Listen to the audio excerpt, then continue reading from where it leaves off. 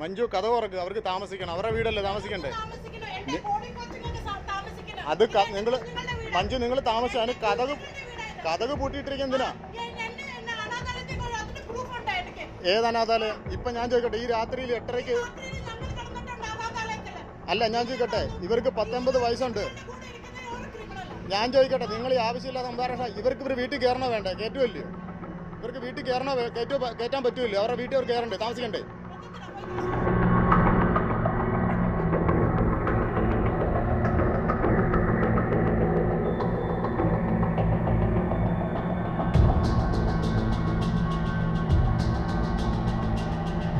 കൊല്ലം തേവലക്കരയിൽ വയോധികയെ മരുമകൾ മർദ്ദിക്കുന്ന സംഭവം പുറത്തു വന്നതിന് പിന്നാലെ അവർ നേരിട്ട ക്രൂര പീഡനങ്ങളുടെ കൂടുതൽ ദൃശ്യങ്ങളാണ് പ്രേക്ഷകർ ഇപ്പോൾ കണ്ടത്.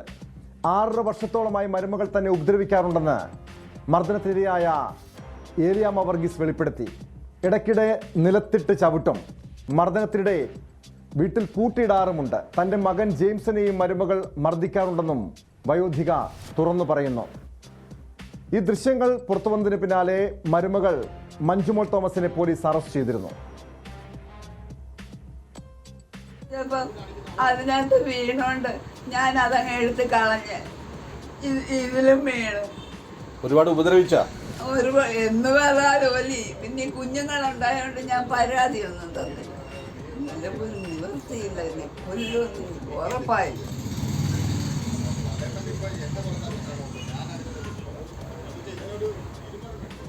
ആ വേലക്കാരി നല്ലൊരു പെണ്ണ വരത്തില്ലെന്ന് പറഞ്ഞു.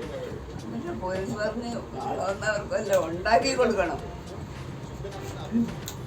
വാർത്തയുടെ വിശദാംശങ്ങളുമായി ഡാൻ കുര്യൻ ചേർന്നുണ്ട്. ഡാൻ, ഈ സമീപകാലത്ത് യുവതികൾക്ക് നേരെ ഉണ്ടായ ഗാർഹിക പീഡനങ്ങളെക്കുറിച്ചൊക്കെയാണ് കേരളം ചർച്ച ചെയ്തത്. പക്ഷേ നിരവധി വയോധികർ, വൃദ്ധ മാതാപിതാക്കൾ കുടുംബങ്ങളിൽ ഇതുപോലെ ദുരിതം അനുഭവിക്കുന്നുണ്ട് എന്നതിൻ്റെ ഒരു പ്രധാനപ്പെട്ട തെളിവാണ് ഏലിയാമ്മ വർഗീസ് എന്ന 80-കാരിയായ അമ്മ നേരിട്ട ഈ പീഡനങ്ങൾ, ഈ ദൃശ്യങ്ങൾ തുറന്നു പറയുന്നത്.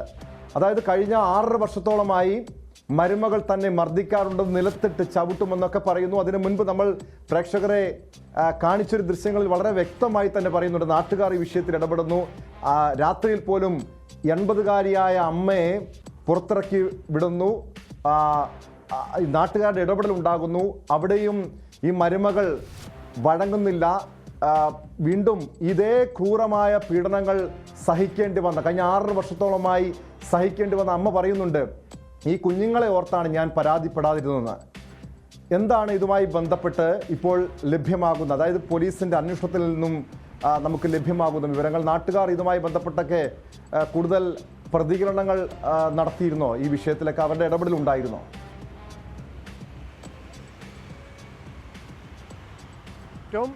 ഭർത്തൃ വീടുകളിൽ മരുമക്കൾക്ക് നേരിടേണ്ടി വരുന്ന ബുദ്ധിമുട്ടുകളെക്കുറിച്ച്, പീഡനങ്ങളെക്കുറിച്ച്, വേദനകളെക്കുറിച്ച്, കണ്ണീരിനെക്കുറിച്ചൊക്കെയുള്ള വാർത്തകൾ സാധാരണ നമ്മൾ നിരവധി റിപ്പോർട്ട് ചെയ്യേണ്ടി വന്നിട്ടുള്ളതാണ്. പക്ഷേ വളരെ അത്യപൂർവമായ ഒരു വാർത്തയാണ് കൊല്ലം തേവലക്കരയിൽ നിന്ന് കഴിഞ്ഞ ദിവസം കേൾക്കാൻ ഇടയായിരിക്കുന്നത്. 4.5 മാസം മുമ്പ് ഒരാൾ മൊബൈലിൽ പകർത്തിയ ദൃശ്യങ്ങളാണ് ഇപ്പോൾ സമൂഹ മാധ്യമങ്ങളിലൂടെ വ്യാപകമായി പ്രചരിച്ചുകൊണ്ടിരിക്കുന്നത്. ഏലിയാമ്മ വർഗീസ് എന്ന 80 വയസ്സുകാരിക്ക് മരുമകളായ മഞ്ജുമോൾ തോമസിൻ്റെ ഭാഗത്തുനിന്നുണ്ടായ അതിക്രൂരമായ ആ പീഡനത്തിൻ്റെ, മർദ്ദനമേൽപ്പിക്കുന്നതിൻ്റെ, ദേഹോദ്രവം ഏൽപ്പിക്കുന്നതിൻ്റെ ഏതാനും ദൃശ്യങ്ങൾ മാത്രമാണ് പുറത്തു വന്നിരിക്കുന്നത്. ഈ ദൃശ്യങ്ങൾ എടുത്ത വ്യക്തി 4.5 മാസം മുമ്പ് ഈ ദൃശ്യങ്ങൾ എടുത്ത് അതിനുശേഷവും ഈ മർദ്ദനം തുടർന്നിരുന്നതായാണ് പോലീസിന് ഈ വയോധികയെ മൊഴിയെടുക്കുന്ന സമയത്ത് ലഭിച്ചിരിക്കുന്ന വിവരങ്ങൾ. അവർ മാധ്യമങ്ങളോട് അത് ആവർത്തിക്കുകയും ചെയ്തു. ഈ വയോധികയെ മാത്രമല്ല, ഇവരുടെ മകനും ഈ മഞ്ജുമോളുടെ ഭർത്താവുമായ ജെയ്സിനും സമാനമായ രീതിയിൽ മഞ്ജുമോളുടെ ഭാഗത്ത് നിന്ന് മർദ്ദനമേൽക്കേണ്ടി വന്നിട്ടുണ്ട് എന്നതാണ് ഏറ്റവും പ്രധാനപ്പെട്ട കാര്യം. അതിലൊക്കെ എടുത്തു പറയേണ്ട മറ്റൊരു പ്രധാന കാര്യം, മഞ്ജുമോൾ ഒരു ഹയർ സെക്കൻഡറി അധ്യാപികയാണ്. നാളെയുടെ വാഗ്ദാനങ്ങളായ കുഞ്ഞുങ്ങൾക്ക് അറിവ് പകർന്നു കൊടുക്കുന്ന ഒരു അധ്യാപികയുടെ ഭാഗത്തു നിന്നാണ് സ്വന്തം കുടുംബാംഗങ്ങൾക്കെതിരെ അല്ലെങ്കിൽ 80 വയസ്സുള്ള വയോധികയായ ഒരമ്മയ്ക്ക് നേരെ ഇത്തരത്തിൽ ക്രൂരമായ മർദ്ദനം ഉണ്ടായിട്ടുള്ളത് എന്നതാണ്. ഒരുപക്ഷെ അതിൻ്റെ ഗൗരവം കണക്കിലെടുത്തുകൊണ്ട് തന്നെയാണ് മനുഷ്യാവകാശ കമ്മീഷൻ സ്വമേധയാ കേസ് രജിസ്റ്റർ ചെയ്തിരിക്കുന്നു. 7 ദിവസത്തിനകം പത്തനംതിട്ട ജില്ലാ പോലീസ് മേധാവിയോട് ഇതുമായി ബന്ധപ്പെട്ട് നിലവിൽ അവർക്കെതിരെ മനുഷ്യാവകാശ കമ്മീഷൻ കേസെടുത്തിട്ടുണ്ട്. പോലീസ് അറസ്റ്റ് ചെയ്തിട്ടുണ്ട്. ഞാൻ നേരത്തെ സൂചിപ്പിച്ചതുപോലെ കുട്ടികൾക്ക് മാതൃകയാകേണ്ട ഒരു അധ്യാപികയുടെ ഭാഗത്തു നിന്നാണ് ഇതേ രീതിയിൽ ലജ്ജിപ്പിക്കുന്ന രീതിയിലുള്ള ഒരു പ്രവർത്തനമുണ്ടായത്? കാരണം നമുക്ക് ആ ദൃശ്യങ്ങളിൽ വളരെ വ്യക്തമാണ്. ഈ അമ്മയെ അവർ ക്രൂരമായി മർദ്ദിക്കുന്നുണ്ട്. അതിനുശേഷം അവർ വസ്ത്രം പൊക്കിപ്പോലെ അമ്മയെ കാണിക്കുന്നു. അതായത് നമുക്ക് സാധാരണ ഏറ്റവും മ്ലേച്ഛമായ രീതിയിലുള്ള പ്രവർത്തനങ്ങൾ ഒരു അധ്യാപികയുടെ ഭാഗത്തുണ്ടാകുന്നു എന്ന് പറയുമ്പോൾ തന്നെ ഈ വിഷയത്തിൻ്റെ ഗൗരവം എത്രത്തോളം ഉണ്ട്? അവർക്കെതിരെ ഒരു വകുപ്പ് തല നടപടി കൂടി ഉണ്ടാകേണ്ടതല്ലേ?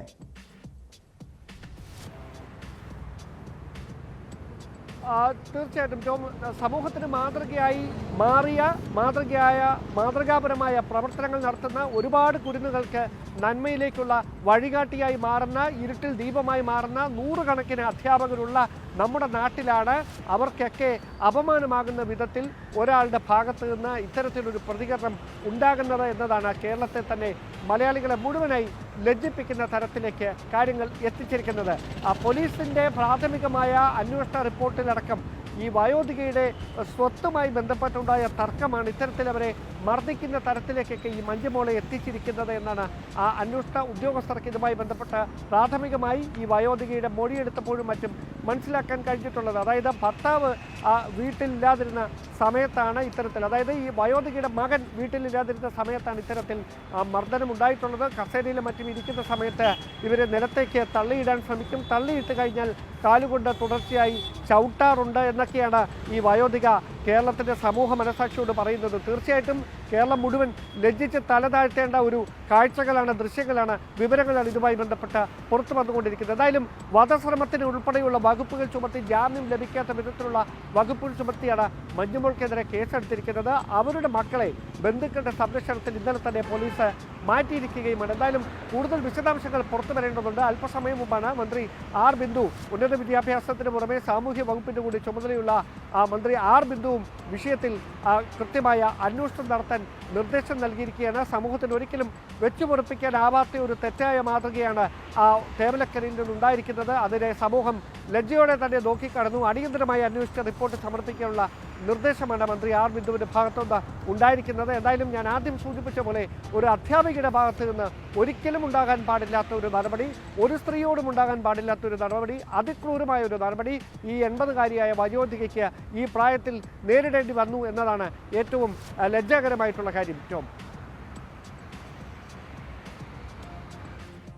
ഡാൻ, തൻ്റെ മകൻ, അതായത് ഈ മഞ്ജുമോളുടെ ഭർത്താവ് ജെയിംസിനെയും ഇവർ മർദ്ദിക്കാറുണ്ടെന്ന് ആ അമ്മ തുറന്നു പറയുന്നുണ്ട്. നമുക്കിപ്പോൾ ദൃശ്യങ്ങളിൽ കണ്ടത് ഈ അമ്മയെ നിലത്തേക്ക് തള്ളിയിടുന്ന ദൃശ്യങ്ങളാണ്. നിലത്തിട്ട് ചവിട്ടുന്നു. ആ രീതിയിലുള്ള ക്രൂരമായ പീഡനം ഒരു അമ്മയോടും ഒരു മകൾ, അതായത് ഒരു മരുമകളും മകളും ചെയ്യാൻ പാടില്ലാത്ത, ഒരു മനുഷ്യനും ചെയ്യാൻ പാടില്ലാത്ത ഒരു പ്രവൃത്തിയാണ് ഇവരുടെ ഭാഗത്തു നിന്നുണ്ടായത്. ഈ ഭർത്താവിൻ്റെ പ്രതികരണങ്ങൾ പുറത്തു വന്നിട്ടുണ്ടോ? കാരണം നിലവിൽ മനസ്സിലാക്കിയതനുസരിച്ച് ഇവരുടെ ഈ കുഞ്ഞുങ്ങളെ, 2 കുഞ്ഞ് മക്കളാണ് ഈ മഞ്ജുമോൾക്കുള്ളത്. അവരെ മറ്റു ബന്ധുക്കളുടെ സംരക്ഷണയിൽ പോലീസ് വിട്ടിട്ടുണ്ട്. ഈ ഭർത്താവ് ഇപ്പോൾ എവിടെയാണുള്ളത്? അദ്ദേഹം നേരിട്ട ക്രൂര പീഡനങ്ങളെക്കുറിച്ച് തുടങ്ങിയ കാര്യങ്ങളും അതുമായി ബന്ധപ്പെട്ട കാര്യങ്ങളും പോലീസ് അന്വേഷിക്കുന്നുണ്ടോ?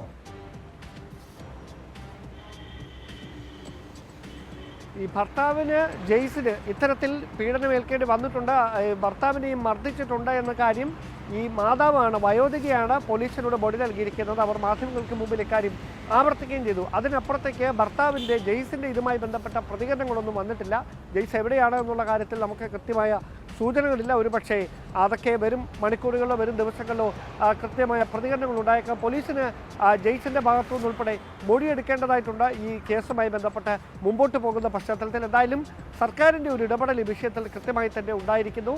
അതുകൊണ്ട് തന്നെയാണ് ഈ മനുഷ്യാവകാശ കമ്മീഷൻ സ്വമേധയാ കേസെടുത്തതിന് പിന്നാലെ മന്ത്രി ആർ ബിന്ദുവും അന്വേഷണം ആവശ്യപ്പെട്ടുകൊണ്ട് നിർദ്ദേശം നൽകിയിരിക്കുന്നത്. കൃത്യമായി തേവലക്കരയിൽ ഈ സംഭവം ഉണ്ടായത് അയൽവാസികളടക്കം ഇവർ ഇത്തരത്തിൽ നിരന്തരമായി പീഡനം ഏൽക്കാനുണ്ടായിരുന്നു എന്ന കാര്യത്തെക്കുറിച്ച് അറിവുണ്ടായിരുന്നവരാണ്. അതുകൊണ്ട് തന്നെയാണ് അവർ അത് ദൃശ്യങ്ങളായി ഇത് മൊബൈലിലടക്കം ഈ ദൃശ്യങ്ങൾ പകർത്താൻ വേണ്ടിയിട്ടുള്ള ശ്രമം നടത്തുകയും അങ്ങനെ ദൃശ്യങ്ങൾ പകർത്താൻ ജെയിംസിന്റെ ശരീരത്തിൽ, അതായത് മഞ്ജുമോൾ മർദ്ദിച്ചപ്പോൾ ഉണ്ടായ മുറിവുകളാണിപ്പോൾ പ്രേക്ഷകർ കാണുന്നത്. ആ ദൃശ്യങ്ങൾ ഇപ്പോൾ പുറത്തു വന്നിട്ടുണ്ട്. അതായത് നിരവധി വർഷങ്ങളായി ഭർത്താവിൻ്റെ അമ്മയും ഒക്കെ ആ വീട്ടിൽ കഴിഞ്ഞ 6.5 വർഷത്തോളമായി വളരെ ക്രൂരമായ പീഡനങ്ങൾ നേരിട്ടു എന്നതിൻ്റെ പ്രധാനപ്പെട്ട തെളിവുകളാണ് പുറത്തു വരുന്നത്. സാധാരണഗതിയിൽ നമുക്കറിയാം ഇത്തരമൊക്കെ ഒരു സാഹചര്യം ഉണ്ടായിക്കഴിഞ്ഞാൽ വിവാഹബന്ധം വേർപെടുത്തുന്ന സാഹചര്യത്തിലേക്കൊക്കെ പലപ്പോഴും പോകേണ്ട ഒരു സാഹചര്യം പോലുമുണ്ട്. എന്തുകൊണ്ടാണ് അവർ ഇത്രയും നാൾ എല്ലാം സഹിച്ച് ആരോടും ഇതൊന്നും പുറത്തു പറയാതെ ജീവിച്ചത് ഡാൻ?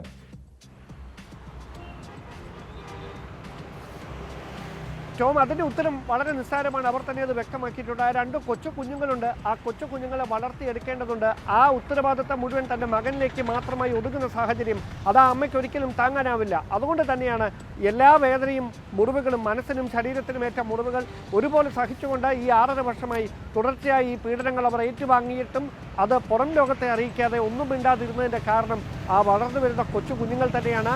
അവർക്ക് യാതൊരു തരത്തിലും അവരുടെ ഭാവിക്കൊരു ദോഷം വരാൻ ആ മാതാവ് ആഗ്രഹിച്ചിരുന്നില്ല. അതുകൊണ്ട് മാത്രമാണ് അതുമായി ബന്ധപ്പെട്ട പരാതിയും പരിഭവവും ആരെയും ഔദ്യോഗികമായി അറിയിക്കുകയോ അതുമായി ബന്ധപ്പെട്ട മറ്റു തരത്തിലുള്ള ഒരു കാര്യങ്ങളും മാധ്യമങ്ങളെ അറിയിക്കാനോ ഒന്നും ആ മാതാവ് തയ്യാറാകാതിരുന്നത്. പക്ഷേ ഈ മൊബൈലിൽ ഈ ദൃശ്യങ്ങൾ പകർത്തി അത് സമൂഹ മാധ്യമങ്ങളിലൂടെ പ്രചരിക്കുന്ന ഒരു സാഹചര്യം അല്പ ദിവസങ്ങൾക്ക് മുമ്പ് ഉണ്ടായപ്പോൾ മാത്രമാണ് അത് കൃത്യമായി കേരളത്തിൻ്റെ സമൂഹ മനസാക്ഷിയെ തൊട്ടുനിർത്തുന്ന, എന്നും ആ കേരളത്തെ ഞെട്ടലോടെ മാത്രം കാണാൻ ആഗ്രഹിക്കുന്ന ആ ദൃശ്യങ്ങൾ പുറത്തു വരാനൊക്കെ കാരണമായി തീർന്നതും. എന്തായാലും ഒരു കാര്യം വളരെ വ്യക്തമാണ്.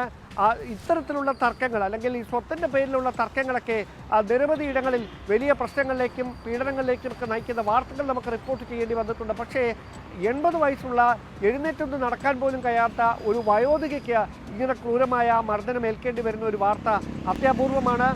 അവരുടെ വാക്കുകൾ, അവർ ഇത്രയധികം നാളുകൾ ഇത് പുറം ലോകത്തെ അറിയിക്കാതെ ഇത് സഹിച്ചുവെന്ന് പറയുമ്പോൾ നമുക്ക് എന്താണ് അവരുടെ ആ വേദന എങ്ങനെ പങ്കുവെക്കണമെന്ന് നമുക്ക് പോലും അറിയാൻ കഴിയാത്തൊരു സാഹചര്യത്തിലാണ് ഞാനും ഇപ്പോൾ നിൽക്കുന്നത്.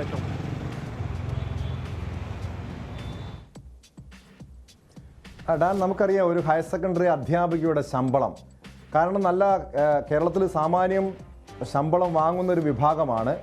അവിടെയും ആ ശമ്പളം കൊണ്ട് അവർക്ക് ഈ സ്വത്തിനോടുള്ള, അതായത് പണത്തോടുള്ള ആർത്തി ആണ് ഡാൻ സൂചിപ്പിച്ചതനുസരിച്ച് ഈ അമ്മയെ മർദ്ദിക്കാനുള്ള കാരണമെന്ന് തന്നെയാണല്ലേ മനസ്സിലാക്കേണ്ടത്. കാരണം ഈ സ്വത്തുമായി ബന്ധപ്പെട്ട തർക്കം തന്നെയാണോ ഇത്തരത്തിലൊരു പ്രശ്നത്തിലേക്ക് വഴിവെച്ചതെന്ന് പോലീസും സ്ഥിരീകരിക്കുന്നുണ്ടോ? ടോം, ഏനിയമ്മ വർഗീസ് എന്ന ഈ 80-കാരിയായ വയോധികയുടെ പേരിലുണ്ടായിരുന്ന സ്ഥലം അല്ലെങ്കിൽ അവരുടെ പേരിലുള്ള സ്വത്ത് ഈ മഞ്ജുമോൾ ഉൾപ്പെടെയുള്ളവർക്ക് കിട്ടുന്നതിന് വേണ്ടി നടത്തിയ ശ്രമത്തിൻ്റെ ഭാഗമായിട്ടാണ് ഇത്തരത്തിൽ അവർക്ക് ഈ മർദ്ദനം ഏൽക്കേണ്ടി വന്നിട്ടുള്ളത്, തുടർച്ചയായി ഇങ്ങനെ പീഡനം അനുഭവിക്കേണ്ടി വന്നിട്ടുള്ളത് എന്ന വിവരങ്ങളാണ് പുറത്തു വരുന്നത്. അതുമായി ബന്ധപ്പെട്ട തർക്കങ്ങൾ നിലനിന്നിരുന്നു. പക്ഷേ വയോധിക അത് വിട്ടുകൊടുക്കാൻ തയ്യാറായിരുന്നില്ല. സ്വാഭാവികമായി അതിൻ്റെ പേരിലുണ്ടായ തർക്കങ്ങൾ അത് ഈ ദേഹോദ്രവം ഏൽപ്പിക്കുന്ന തരത്തിലേക്ക് നീങ്ങുകയായിരുന്നു എന്ന വിവരങ്ങളാണ് പ്രാഥമികമായ അന്വേഷണത്തിൽ പോലീസിനും ലഭ്യമായിരിക്കുന്നത്. ഈ വയോധികയടക്കം മാധ്യമങ്ങളോട് ഇക്കാര്യങ്ങളെക്കുറിച്ച് പ്രതികരിക്കുമ്പോൾ തുടർച്ചയായി താൻ ഇത്തരത്തിൽ പീഡനം ഏറ്റുവാങ്ങുകയായിരുന്നു. പക്ഷേ താൻ പുറത്ത് പറയാതിരുന്നതിൻ്റെ കാരണം മക്കളെ കരുതി മാത്രമാണ് എന്നാണ് വയോധികയും പറഞ്ഞു വെക്കുന്നത്. പോലീസും ഏറെക്കുറെ ഇക്കാര്യങ്ങൾ സ്ഥിരീകരിച്ചിട്ടുണ്ട് എന്നാണ് നമുക്ക് ലഭ്യമാകുന്ന വിവരം. എന്തായാലും ജെയ്സിനെ അടക്കം വിശദമായ അന്വേഷണത്തിൻ്റെ ഭാഗമായി അവർക്ക് മൊഴിയെടുക്കേണ്ട സാഹചര്യമുണ്ട്. അങ്ങനെ മൊഴിയെടുക്കുമ്പോൾ മാത്രമേ ഇതുമായി ബന്ധപ്പെട്ട കൃത്യമായ വിശദാംശങ്ങൾ പുറത്തു വരികയുള്ളൂ. എന്തായാലും ഈ നിലവിൽ ഉള്ള അന്വേഷണത്തിൽ വ്യക്തമായിരിക്കുന്ന കാര്യങ്ങൾ അനുസരിച്ച് ഈ വയോധികയുടെ സ്വത്തുമായി ബന്ധപ്പെട്ടുണ്ടായ തർക്കം, അവരുടെ പേരിലുണ്ടായിരുന്ന സ്വത്ത് അത് ഇവർക്ക് വിട്ടുകൊടുക്കാൻ തയ്യാറാകാതിരുന്നതിലുള്ള തർക്കമാണ് ഇങ്ങനെ ദേഹോദ്രവം ഏൽപ്പിക്കുന്ന തരത്തിലേക്ക്, നിലത്തിട്ട് ചവിട്ടുന്ന തരത്തിലുള്ള ക്രൂരമായ പീഡനങ്ങളിലേക്കൊക്കെ ഈ 80-കാരിയെ എത്തിച്ചത് എന്ന വിവരമാണ് പോലീസിനും ലഭ്യമായിട്ടുള്ളത്. ടോം,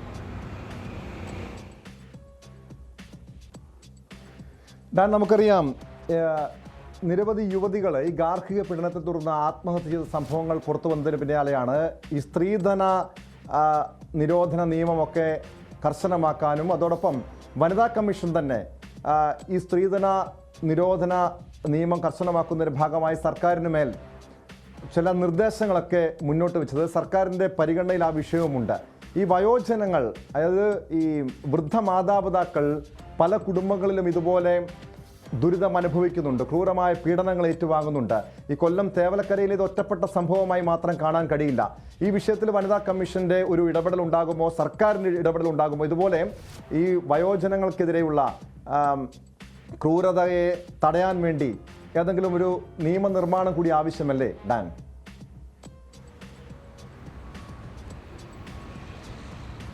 ടോം, ഇവിടെ നിയമങ്ങൾ ഇല്ലാത്തതിന് കുറവല്ല, അത് നടപ്പിലാക്കുന്നതിൽ സംഭവിക്കുന്ന പാളിച്ചകളാണ് ഇത്തരം സംഭവങ്ങൾ തുടർച്ചയായി മാറുന്നതിൻ്റെ പ്രധാനപ്പെട്ട ഒരു കാരണം. നമുക്കറിയാം, കൊല്ലം ജില്ലയിൽ നിന്ന് തന്നെയാണ് ഈ വിസ്മയ കേസ് അടക്കം റിപ്പോർട്ട് ചെയ്യേണ്ടി വന്നിട്ടുള്ളത്.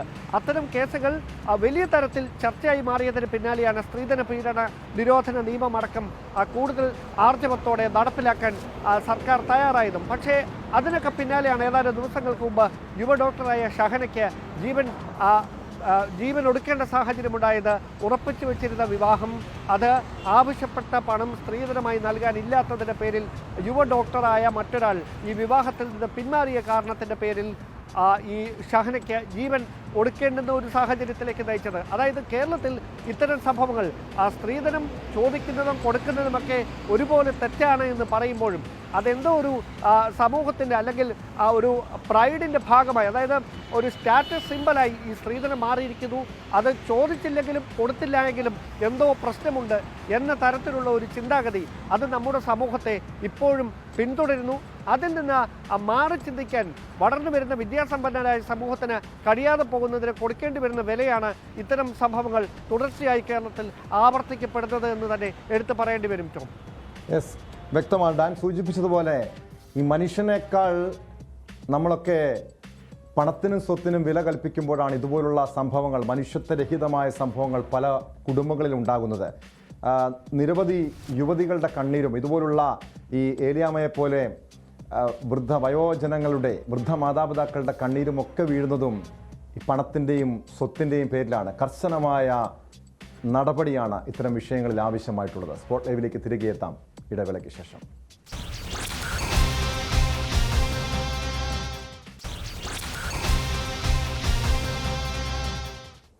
സ്പോട്ട് ലൈവിലേക്ക് വീണ്ടും.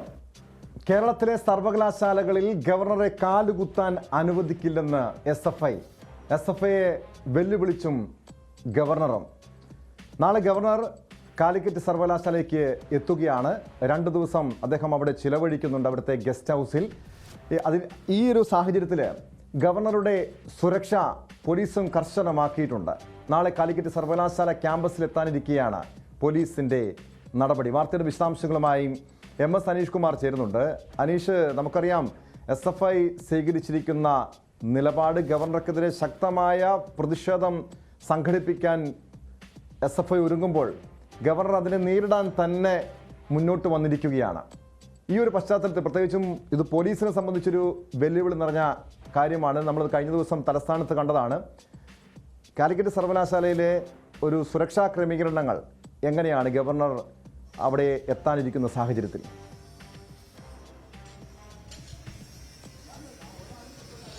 ടോമ്, പുലിയെ അതിന്റെ മടയിൽ പോയി നേരിടുക എന്ന പ്രയോഗത്തിന് ചേരും വിധമാണ് ഗവർണർ കാലിക്കറ്റ് സർവകലാശാലയിലേക്ക് തന്നെ എത്താനൊരുങ്ങുന്നത്. കാരണം കേരളത്തിലെ സർവകലാശാലകളിൽ ഗവർണറെ കാലുകുത്താൻ അനുവദിക്കില്ല എന്ന ഒരു നിലപാടാണ് പരസ്യമായി എസ്.എഫ്.ഐ പ്രഖ്യാപിച്ചത്. എന്നാൽ എസ്.എഫ്.ഐയുടെ കോട്ടയായി അറിയപ്പെടുന്ന കാലിക്കറ്റ് സർവകലാശാലയിൽ തന്നെ കാലുകുത്തുക മാത്രമല്ല 3 ദിവസം കിടന്നുറങ്ങുകൂടി ചെയ്യും എന്നാണ് ഗവർണർ അസന്നിഗ്ധമായി പ്രഖ്യാപിക്കാൻ ഒരുങ്ങുന്നത്. നമ്മൾ ഈ പിന്നിൽ കാണുന്ന ഈ കാർഡമം എന്നു പേരുള്ള ഈ ഗസ്റ്റ് ഹൌസിലാണ്, യൂണിവേഴ്സിറ്റിയുടെ ഗസ്റ്റ് ഹൌസിലാണ് ഗവർണർ തങ്ങുന്നത്. നാളെ വൈകുന്നേരത്തോടുകൂടി വിമാനത്താവളത്തിൽ എത്തുന്ന ഗവർണർ അവിടെ നിന്നും നേരെ ഈ ഗസ്റ്റ് ഹൌസിലേക്ക് എത്തും. അതിനുശേഷം നാളെ കഴിഞ്ഞ് മറ്റന്നാൾ രാവിലെ കോഴിക്കോട്ടെ ഒരു വിവാഹ ചടങ്ങിൽ പങ്കെടുക്കുന്നതിനായി തിരിക്കും. പിന്നീട് ആ വിവാഹ ചടങ്ങ് കഴിഞ്ഞ ശേഷവും തിരിച്ച് വീണ്ടും ഈ ഗസ്റ്റ് ഹൌസിലേക്ക് തന്നെ വരും.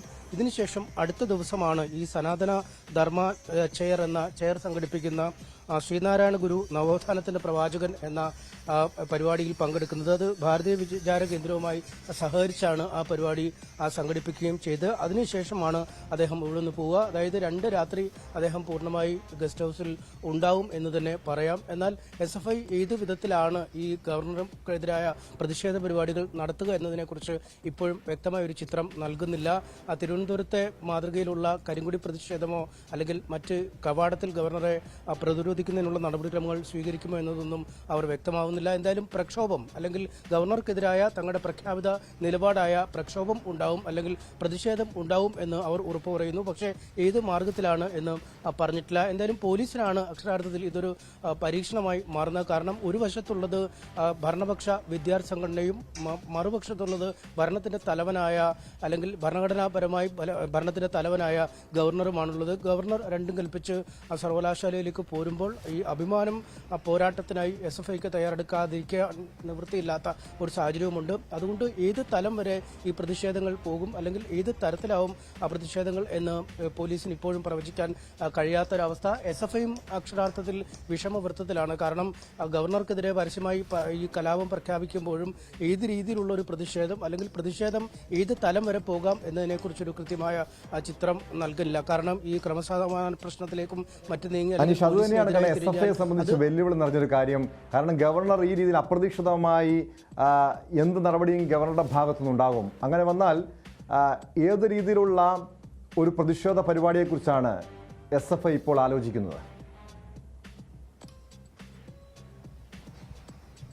നമുക്ക് മനസ്സിലാക്കാൻ കഴിയുന്നത് ഗവർണർ വരുന്ന സമയത്ത് ഈ ക്യാമ്പസിൽ SFI വിദ്യാർത്ഥികൾ ഒന്നടങ്കം ഒരു പ്രതിഷേധവുമായി രംഗത്തെത്താനുള്ള സാധ്യതയെ കാണുന്നുള്ളൂ. അതിനപ്പുറം ഗവർണറെ തടയുന്ന അടക്കമുള്ള കാര്യങ്ങളിലേക്ക് പോകാൻ കഴിയില്ല എന്ന് നമുക്ക് മനസ്സിലാക്കാൻ കഴിയുന്നു. ഇപ്പോൾ തന്നെ ഗവർണർക്കെതിരായ ഈ കുറിപ്പുകൾ, ഈ നോട്ടീസ് ബോർഡുകളും മറ്റുമൊക്കെ ഈ ക്യാമ്പസിന്റെ പലയിടങ്ങളിലായി SFI സ്ഥാപിച്ചിട്ടുണ്ട്. അത് സവർക്കർക്ക് ക്യാമ്പസിനകത്തേക്ക് വേണ്ട, ഗവർണർക്ക് വരാം എന്നൊക്കെ പറഞ്ഞ് അങ്ങനെയുള്ള രീതിയിൽ ഗവർണറും RSS തമ്മിൽ അഭേദ്യമായ ബന്ധമുണ്ട് എന്ന് കാണിക്കാൻ എന്ന തരത്തിലുള്ള ഒരു കുറിപ്പുകളാണ്. എന്തായാലും പോലീസ് ഉദ്യോഗസ്ഥർ ഓരോരുത്തരായി ഈ ഇവിടേക്ക് എത്തുന്നത് നമുക്ക് കാണാൻ കഴിയും. മലപ്പുറം SPയുടെ നേതൃത്വത്തിൽ ഇപ്പോൾ ഇവിടെ ഒരു സുരക്ഷാ പരിശോധനയുമായി അല്ലെങ്കിൽ നാളെ എങ്ങനെ സുരക്ഷ ഏർപ്പെടുത്താം എന്നത് സംബന്ധിച്ച വളരെ വിപുലമായ ചർച്ച നടക്കുന്നു എന്നാണ് നമുക്ക് മനസ്സിലാക്കാൻ കഴിയുന്നത്. നേരത്തെ മലപ്പുറം SP, കൊണ്ടോട്ടി DYSP അടക്കമുള്ള ഉദ്യോഗസ്ഥർ അവിടേക്ക് പോയിരുന്നു. സ്പെഷ്യൽ ബ്രാഞ്ച് DYSPമാർ, മറ്റ് ഈ ക്രമസമാധാന ചുമതലയുള്ള ഉദ്യോഗസ്ഥർ തുടങ്ങിയവരൊക്കെ നിലവിൽ ഇപ്പോൾ ഈ ഗസ്റ്റ് ഹൌസിലുണ്ട്.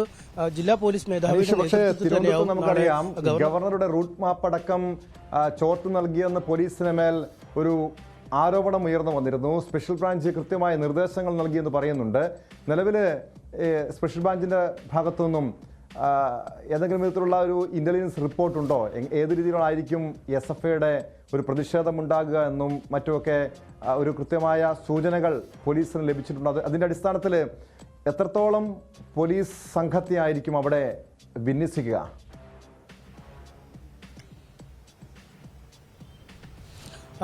ടോം നിലവിൽ തന്നെ മലപ്പുറം SP സ്ഥിതിഗതികൾ വിലയിരുത്താൻ എത്തിയിരിക്കുന്നു. നാളെ അദ്ദേഹത്തിന്റെ സാന്നിധ്യം ഉണ്ടാവുമെന്ന് അറിയിച്ചിരിക്കുന്നു. കൊണ്ടോട്ടി DYSPക്കാണ് ഈ സ്ഥലത്തിന്റെ ചുമതലയുള്ള ആൾ. അദ്ദേഹം ഏതാണ്ട് പൂർണ്ണ സമയം തന്നെ ക്യാമ്പസിൽ ഉണ്ടാവുമെന്നാണ് അറിയാൻ കഴിയുന്നത്. 6 CAമാർ, 300 പോലീസുകാർ എന്നിങ്ങനെയാണ് ഇവിടുത്തെ ഒരു സേനാ വിന്യാസം. അതായത് നാളെ ഏതാണ്ട് കാലിക്കറ്റ് സർവകലാശാല ക്യാമ്പസ് അക്ഷരാർത്ഥത്തിൽ പോലീസ് പടകൊണ്ട് വളയപ്പെടുന്ന ഒരവസ്ഥയിലേക്ക് തന്നെ കാര്യങ്ങൾ നീങ്ങും. കാരണം ഒരു ചെറിയ അലോസരമെങ്കിലും ഉണ്ടായാൽ അത് വലിയ കുഴപ്പങ്ങളിലേക്ക് നീങ്ങും എന്ന് പോലീസിനറിയാം. കാരണം തിരുവനന്തപുരത്ത് നമ്മൾ കണ്ടതാണ് വാഹനം തടഞ്ഞതിനെ തുടർന്നുണ്ടായ പ്രശ്നങ്ങളും അതിലെ തുടർന്ന് പിന്നീട് പോലീസിനെതിരെ ഉണ്ടായ വിമർശനം, പിന്നീട് SFI പ്രവർത്തകർ റിമാൻഡിലാവുന്ന ഒരു സാഹചര്യം, അതീവ ഗൌരവമുള്ള കുറ്റങ്ങൾ ഇവർക്കെതിരെ ചുമത്തുന്ന ഒരു സാഹചര്യം. അതുകൊണ്ട് അത്തരത്തിലുള്ള അനിഷ്ടങ്ങൾ ഒഴിവാക്കുന്നതിനുള്ള പരമാവധി നീക്കം പോലീസിന്റെ ഭാഗത്തുനിന്നും ഉണ്ടാവുന്നില്ല. പക്ഷേ എന്താണ് SFIയുടെ മനസ്സിലുള്ളത് അല്ലെങ്കിൽ ഏത് തരത്തിലെ പ്രതിഷേധമാണ് ഈ സർവകലാശാലയിൽ ഉയർത്തുക എന്നതിനെക്കുറിച്ച് ഇപ്പോഴും SFI പ്രവർത്തകർ കൃത്യമായൊരു ചിത്രം നൽകുന്നില്ല. പോലീസുമായി ആശയവിനിമയം നടത്തിയപ്പോൾ അവരും പറയുന്നത് കൃത്യമായൊരു പ്രതിഷേധത്തിന്റെ ചിത്രം നൽകിയിട്ടില്ല എന്നാണ്. നമ്മൾ ഈ സർവകലാശാല സ്റ്റുഡൻസ് യൂണിയനുമായി ബന്ധപ്പെട്ടും SFI ജില്ലാ നേതൃത്വവുമായി ബന്ധപ്പെട്ടൊക്കെ ഇതേക്കുറിച്ച് ഏത് തരത്തിലാണ് നിങ്ങളുടെ പ്രതിഷേധമെന്ന് ചോദിച്ചപ്പോഴും കാത്തിരുന്ന് കാണാം എന്ന രീതിയിലുള്ള മറുപടിയാണ് അവരുടെ ഭാഗത്തു നിന്നും നൽകുന്നത്. വിമാനത്താവളത്തിൽ ഇറങ്ങിയ ശേഷം അദ്ദേഹം ഈ ക്യാമ്പസിലേക്ക് വരുമ്പോൾ ഇടഭാഗങ്ങളിൽ കരിങ്കൊടി കാണിക്കുമോ അതോ ഈ ക്യാമ്പസിന് എത്തിയ ശേഷം ക്യാമ്പസിൽ കേന്ദ്രീകരിച്ചുള്ള പ്രതിഷേധമാണോ ഉണ്ടാവുക, കരിങ്കൊടി പ്രതിഷേധമാണോ ഉണ്ടാവുക, അല്ലെങ്കിൽ ക്യാമ്പസിന്റെ കവാടം ഉപരോധിച്ച് അദ്ദേഹത്തെ പ്രവേശിപ്പിക്കുന്നത് തടഞ്ഞുകൊണ്ടുള്ളൊരു പ്രതിഷേധത്തിലേക്ക് നീങ്ങുകയാണോ ഉണ്ടാവുക എന്നത് സംബന്ധിച്ചൊക്കെ ഒരു കൃത്യമായ ചിത്രമില്ല. കാരണം ഈ കരുതൽ തടങ്കൽ അടക്കമുള്ള ചില ഭീഷണികൾ നൽകിയത്. ഗവർണറുടെ സുരക്ഷ ശക്തമാക്കാൻ ഒരുങ്ങുകയാണ് പോലീസ്. നാളെ കാലിക്കറ്റ് സർവകലാശാല ക്യാമ്പസിൽ എത്താനിരിക്കുകയാണ് പോലീസിന്റെ നടപടി. സ്പോട്ട് ലൈവ് പൂർണ്ണമാകുന്നു. നമസ്കാരം.